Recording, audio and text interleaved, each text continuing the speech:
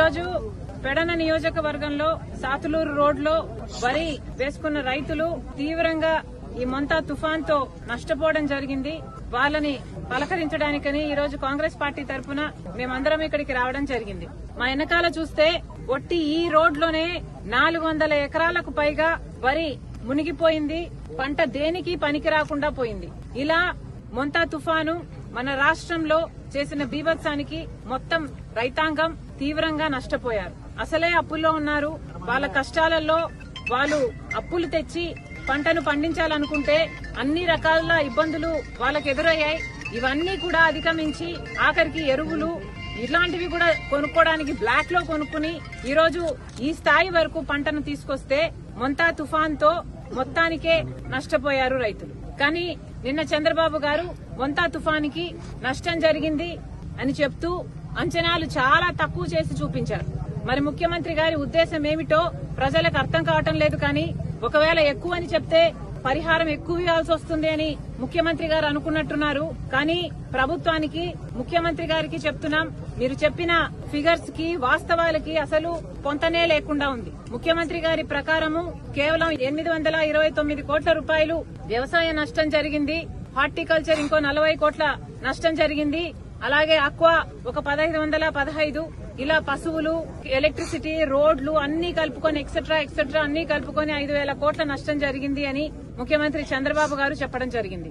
కానీ ఇది వాస్తవానికి ఏమాత్రం దగ్గరగా లేదు. ఇది పూర్తిగా అవాస్తవమని రైతులు చెప్పడమే కాదు, ఎక్కడికక్కడ ఏ నియోజకవర్గంలో రైతుల్ని పలకరించినా తీవ్రంగా నష్టం జరిగింది అని చెప్తున్నారు. పైగా మా దగ్గరికి వచ్చి ఎవరు సర్వేలు చేసింది లేదు, అంచనాలు వేసింది లేదు అని చెప్తున్నారు. కాంగ్రెస్ పార్టీ తరఫున కాంగ్రెస్ కిసాన్ సెల్ చేసిన సర్వే ప్రకారము దాదాపు 20 నుంచి 22 లక్షల ఎకరాల వరకు పంట నష్టం జరిగింది అని మేము అంచనా వేశాం. ఉట్టి వరియే 13 లక్షల ఎకరాలలో వరి నష్టం జరిగింది. పత్తి 3 లక్షల ఎకరాలలో మునిగిపోయి అసలు దేనికి పనికి రాకుండా పోయింది. అలాగే వేరుశనగ 1,50,000 ఎకరాలు, అలాగే జొన్న 2.5 లక్షల ఎకరాలు, ఇలా అన్ని కలుపుకుంటే దాదాపు 20 నుంచి 22 లక్షల ఎకరాలలో పంట నష్టం జరిగింది. 20,000 కోట్ల రూపాయలు మొత్తం వ్యవసాయంతో సహా మిగతా అన్ని అంచనాలు వేసుకుంటే కనీసం 20,000 కోట్ల రూపాయలు నష్టం జరిగిందని కాంగ్రెస్ పార్టీ అంచనా వేసింది. అసలే రైతులు ఇబ్బందుల్లో ఉన్నారు. ఇప్పటికే రైతులకి గిట్టుబాటు ధర లేదు, మద్దతు ధర లేదు. కష్టపడి పండించినా కూడా వరికి సైతం అమ్ముకునే దిక్కు లేదు. ఇప్పటికీ కూడా వరి ఎన్ని ఇబ్బందులు ఎదురైనా అన్ని అధిగమించి రైతు పండించినా కూడా మిల్లర్ల దగ్గర మళ్లీ నష్టపోతున్నారు. ఇప్పటికే ఈ పరిస్థితి ఉంటే మరి ఈ తుఫాన్ దెబ్బతో రైతులు ఇంకా నష్టపోయారు. కనీసం 35,000 రూపాయలు ప్రతి ఎకరాకు మేము ఖర్చు పెట్టాము. అదంతా బూడిదలో పోసిన పన్నీరే, మొత్తానికే పోయినట్టే, అసలు ఏమీ చేతికి రాదు అని ఇక్కడ రైతులు చెప్తున్నారు. మోడీ గారు మన రాష్ట్రానికి వస్తున్నారు, చక్కగా మాట్లాడుతున్నారు, పోతున్నారు. కానీ ప్రత్యేక హోదా 10 సంవత్సరాలుగా ఎందుకు ఇవ్వటం లేదు అని మాట్లాడటం లేదు. అమరావతికి మాకు నిధులు కావాలి అంటే అప్పులు ఎందుకు ఇస్తున్నారో మాట్లాడటం లేదు. విశాఖ స్టీల్ ప్రైవేటీకరణ చేయబోము అని మనకు హామీ ఇచ్చి వెళ్లటం లేదు.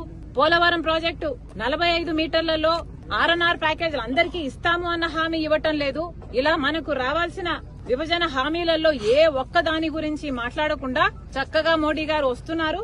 ఆయన పార్టీకి ఆయన ఏది చెప్పాలనుకుంటున్నారో అది చెప్పి వెళ్లిపోతున్నారు.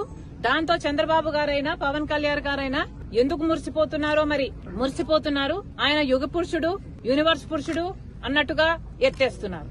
మరి ఇది ఎక్కడి న్యాయం అని అడుగుతున్నాం. మనకు కావాల్సిందేమిటి? ఆంధ్ర రాష్ట్రం కేంద్రానికి చేస్తున్నదేమిటి?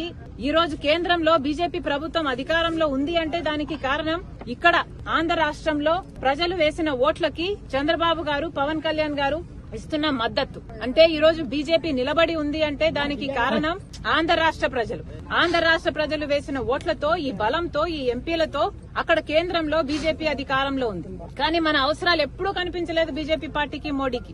ఆంధ్ర రాష్ట్రం ఎప్పుడైనా కనిపించింది అంటే ఎన్ని ఓట్లు వస్తున్నాయి, ఎన్ని సీట్లు వస్తున్నాయి, మాకెంత బలం ఇస్తున్నారు. గత ప్రభుత్వమైనా అంతే, ఈ ప్రభుత్వమైనా అంతే. మాకేం వస్తుంది అని చూసుకుంటున్నారు తప్పితే మనం ఏం చేస్తున్నాం ఆంధ్ర రాష్ట్ర ప్రజలకు అని ఇప్పటి వరకు మోడీ గారు ఒక్కసారి కూడా ఆలోచన చేసింది లేదు. మరి ఇక్కడ ప్రజలు ఎలా బతకాలి? అసలు ఈ రైతుల పరిస్థితి ఏమిటో చంద్రబాబు గారు సమాధానం చెప్పాలి. కనీసం ఇది వరకు పంట బీమా అయినా ఉండేది. పంట బీమా లేకపోతే రైతులు కట్టుకునే పరిస్థితి లేదు. రైతులు కట్టాల్సిన వాటా కూడా ప్రభుత్వమే కట్టాలి అని డిమాండ్ చేస్తున్నాం. 80 లక్షల మంది రైతులుంటే కేవలం 20 లక్షల మంది మాత్రమే, అది కూడా 14.5 lakhs మ్యాండేటరీగా రుణాలున్నాయి కాబట్టి కడుతున్నారు. మ్యాండేటరీగా కట్టడం కాకుండా వాలంటరీగా కట్టే రైతులు కేవలం 6 లక్షల మంది మాత్రమే. అంటే 80 లక్షల మంది రైతులుంటే వాలంటరీగా కట్టే రైతులు 6 లక్షల మంది, కనీసం 10% కూడా కట్టడం లేదు. ఎందుకంటే వాళ్ళకు స్తోమత లేదు కాబట్టి. రైతులు నిజంగానే కట్టే పరిస్థితి లేదు. రైతులు కట్టాల్సిన ప్రీమియం కూడా రాష్ట్ర ప్రభుత్వమే కట్టాలి. ఈ బీమాని పేడ్ ప్రీమియం కాకుండా ఉచిత బీమాగా రాష్ట్ర కేంద్ర ప్రభుత్వాలు దీన్ని తయారు చేయాలని చంద్రబాబు గారు దీని మీద నిజంగానే దృష్టి పెట్టి 80 లక్షల మంది రైతులందరికీ కూడా ఉచిత బీమా వర్తింపజేయాలని కాంగ్రెస్ పార్టీ డిమాండ్ చేస్తోంది. ఫ్లోర్ ఆఫ్ ద హౌస్ లో కేంద్ర మంత్రి గారు చెప్పిన విషయము, జగన్మోహన్ రెడ్డి గారి ప్రభుత్వం 3,100 ఎన్నో కోట్లను బకాయిలను పెట్టింది, పంట బీమా కట్టలేదు కాబట్టి మేము కూడా ఇవ్వలేదు అన్నారు. పోనీ చంద్రబాబు గారి ప్రభుత్వం వచ్చిన తర్వాత ఈయనైనా ఏమైనా చేస్తాడు అంటే 1 సంవత్సరంన్నర గడిచిపోయింది, ఈయన కూడా ఏమీ చేయలేదు. ఇప్పుడు చంద్రబాబు గారు చెప్తున్న మాట ఏమిటి అంటే రైతులు కొంచెం కడతారు, ప్రభుత్వము కేంద్రము కలిసి మిగతాది షేర్ చేసుకుంటామని చెప్తున్నారు. దాంతో ఇప్పుడు కేవలం వడ్డీ తీసుకుంటున్న రైతులకు మ్యాండేటరీగా 14.5 లక్షల మంది రైతులకు మాత్రమే ఈ బీమా వర్తిస్తుంది. అది కాకుండా వాలంటరీగా కేవలం ఒక 6.5 లక్షల రైతులు మాత్రమే ఈ బీమా ప్రీమియంలు కడుతున్నారు. అంటే మన రాష్ట్రంలో 80 లక్షల మంది రైతులుంటే కేవలం 21 లక్షల మంది రైతులు మాత్రమే బీమా కట్టగలిగే స్తోమత ఉంది, మేము కడతాము అని కడుతున్నారు. అంటే 60 లక్షల రైతులు కట్టడమే లేదు. ఎందుకంటే ఇప్పటికే అప్పుల పాలైపోయాం, మళ్ళీ బీమాకు కట్టాలంటే మాకు డబ్బులు లేవని వాళ్ళు కట్టడం లేదు. దాంతో ఇలాంటి దెబ్బలు తగులితే పూర్తిగా నష్టపోతున్నారు. పోనీ ప్రభుత్వం ఏదైనా ఆదుకుంటుంది అంటే ఒక్కొక్క ఎకరాకు కనీసం 35,000 రూపాయలు నష్టం జరిగితే కనీసం 25,000 రూపాయలైనా నష్టపరిహారం ఎప్పుడైనా ఇచ్చారా?